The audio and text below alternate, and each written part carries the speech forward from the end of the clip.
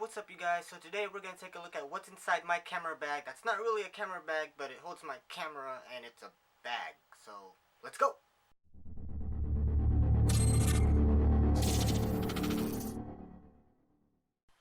Alright, so the backpack I'm using is this Swiss Gear backpack that I got for Christmas.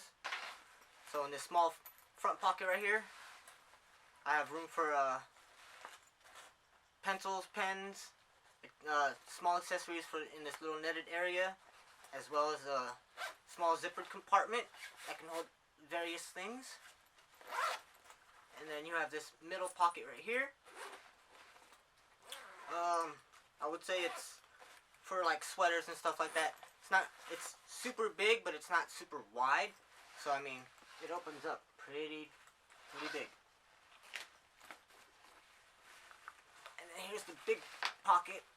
It has a media pocket right here on the top front. It has a smaller media pocket inside, and then a medium pocket right here. You have your netting right there, and that's actually hooked onto the laptop compartment, and it can hold a 15-inch laptop. And I noticed something about this. It has these little elastic straps on the side on the laptop backpack, on the laptop part. I think that's pretty cool. I've never seen that. Generous sized side pockets right here, as well as on the other side. Nice and big. Right there.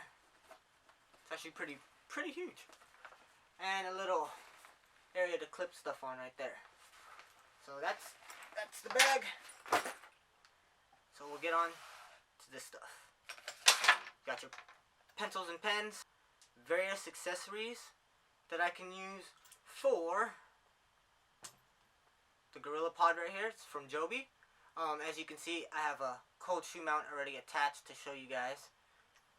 So in case I need a off-camera light or off-camera flash, just hook up that cold shoe, put it over in the corner, take my shot, keep doing what I do. Notebook for keeping notes. I got a fidget cube to help me organize my thoughts, help me think. Alltech Lansing everything proof speaker. I've thrown it in the water. I've crushed it. I've thrown it across the yard. It works, and it works. Period. So that's pretty good to have. My charger and plug for my phone. This is a Pocket Juice battery pack. It has 2 USB ports right there. Indicator for how much juice you got. And this thing's a beast. I will charge this on Monday and won't have to charge it till Thursday, maybe even Friday. It depends on how much I use it. If I barely use it, I probably don't have to charge it for like 2 weeks. $25 on Black Friday 2 years ago. So if you ever see one for a steal, go and get that. I have this Focus Quick Rapid Strap. It's basically a cheaper version of a Black Rapid Strap, but for $25 instead of like $200. All you do is you go ahead and you screw it onto the tripod mount under your camera, and you're good to go. Just throw it on like this. I have mine configured to where it goes around my body and across my chest. Normally it would just come around this way. I found that out to be really loose and not very stable, so I put it this way, and that way I know it's secure. It doesn't even shake on my body anymore. And you just bring it up, take a shot, bring it back down, you're done. I have a star-crossed filter, and what this does is it puts little X's across any light source in your photographs. I haven't really tried it on video. I'm new to video, but I have been taking photos for a few years now.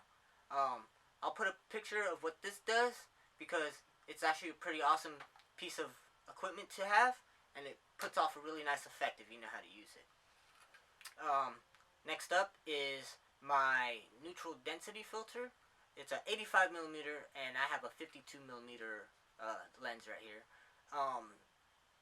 So what I would do is I would just go buy a step down ring instead of buying a whole new filter, because say I get a new lens that's 85 millimeters. Well, I have a filter for that. So instead of buying a whole new filter for every time I get a new lens, just buy yourself step down rings. That would save you a lot more money than having to constantly buy new filters. So next up is my hard drive. It's a 1 terabyte Seagate hard drive, and this thing is my life. It has all the photos of when my daughter was a baby until now. It has pictures of when me and my wife first met. Me and my family in a nutshell. It's very durable. It works. It's very, very secure. And the data transfer is actually pretty quick on it. So I love that thing. And this little pouch, it actually holds all my USB sticks. So this little pouch holds all my USB sticks right there, as well as the cord for my portable hard drive. So that's a very important cord. That's why I keep it in there. I don't want to lose it in my bag. Each memory stick here is 32 gigs, except for this one, it's a 4, and then that white one is a 2. And this yellow square box is actually a thumbtack holder. Good little tip there. And that actually holds all my SD cards. I think I have about 5 or 6 in there right now, and I still have room for more, as well as an adapter for my phone that allows me to read the USB sticks. And along with that adapter, there's an adapter to the adapter that can let me use it for an iPhone. This is a PNY memory card adapter. Just plug it in my computer via USB. It reads many different memory cards here, as well as 3 slots for USB sticks. Let's see what we got here.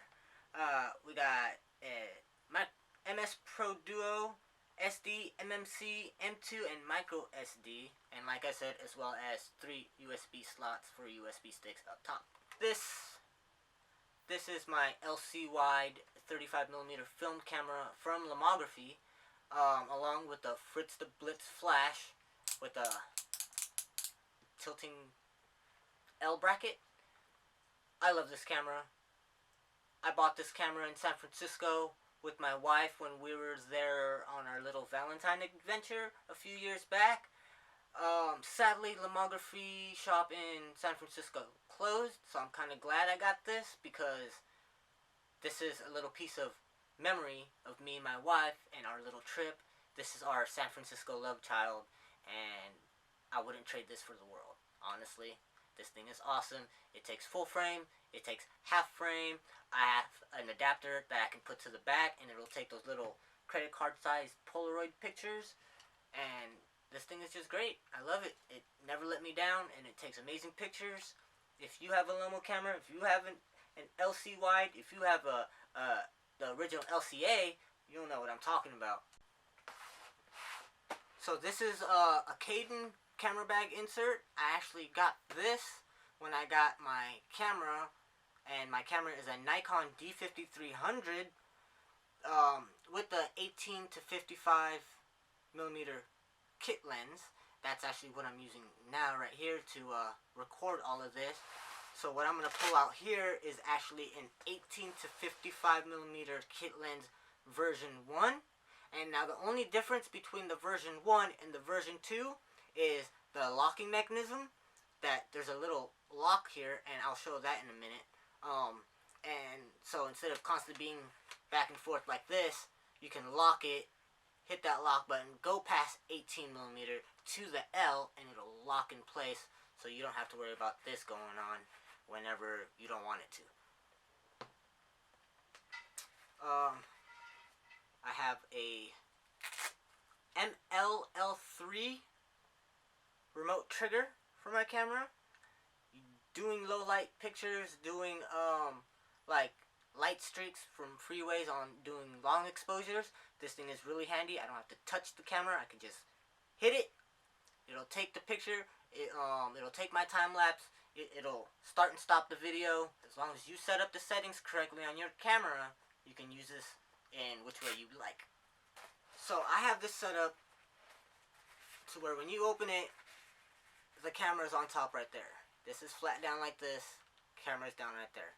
I take my camera out, I use it, say I need to switch lenses. Whoa, where's your other lens? It's my 55 to 200 kit lens, zoom lens. So where's that at? It's right there underneath. I just go ahead and slide that out.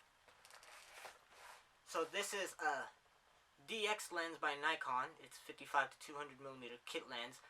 Both kit lenses are variable apertures, which means that at 55 millimeters on the zoom lens, I am at f4, and as I zoom out to 200 millimeters, then my aperture gets smaller a little bit and drops to f5.6, I believe. So I go from f4 to 5.6 on the zoom lens, and on the standard 18 to 55, I go at 18 millimeters is 3.5 aperture, and as I zoom out to 55 millimeters, it puts me at 5.6.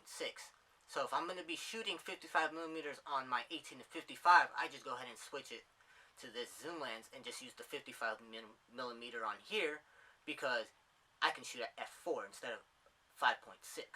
So I mean, if you think about it, it's a good balance, because instead of losing light, I gain a little bit back, but at the same time, if I want to go back down to say 35 millimeter, I have to switch lenses again. It's a pain in the butt, but I've done it for a long time, so I'm actually pretty quick about it. I lost the lens hood, so I have this $5 collapsible rubber lens hood. It's worked, it's done its job, can't complain. And then underneath, since I pulled the lens out, if I actually go underneath, I pull out this old flash of mine. It's a Sunpack Digiflash 2800.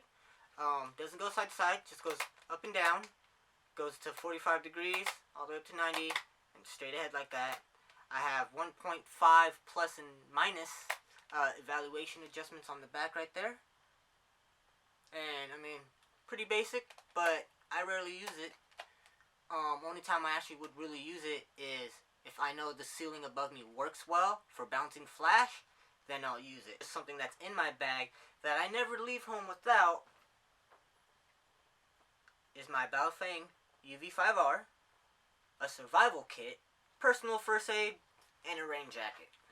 Now you're probably going, well, that has nothing to do with photography. It has nothing to do with photography, but safety in an emergency, and it's a big emergency, at least you know you have a better chance of surviving, or you might even save a life. I'd rather have it and keep it on me and never use it than really, really need it and not have it.